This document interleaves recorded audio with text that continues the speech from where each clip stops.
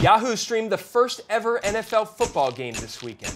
Erin, was it a success? I'm going to say no. And so here's what happened. Yahoo paid $20 million to the NFL to get the rights to broadcast the Buffalo Bills versus the Jacksonville Jaguars. Not a very exciting game to begin with. And then on top of that, it was at 9:30 in the morning East Coast time because it was being streamed from London. So advertisers were not excited about this, and Yahoo ended up having to heavily discount some of its ads leading up to the game. I mean, if you're the NFL, though, you are so happy with this because your strategy is to get more viewers. You're basically saturated in the U.S. market. Something like 2/3 of all Americans watched the Super Bowl last year, and so you're looking further afield. London is your biggest bet, and syncing up with a global media company like Yahoo sounds good to me. Right, well that requires people outside of the U.S. actually caring about football. Yahoo guaranteed 3.5 million views to the NFL and to advertisers, and they delivered more than 30 million views, but that's not as good as it looks.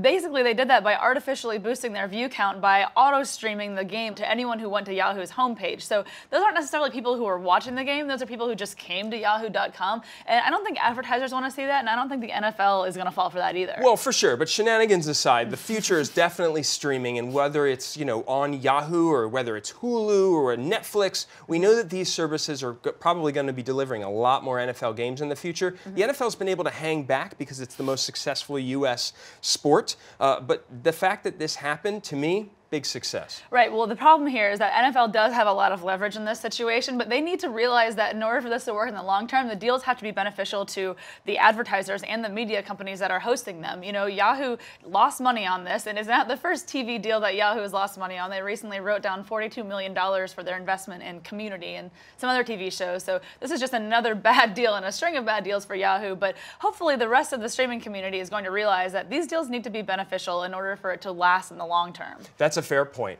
For one show that's always a touchdown, come to fortune.com for more tech debate.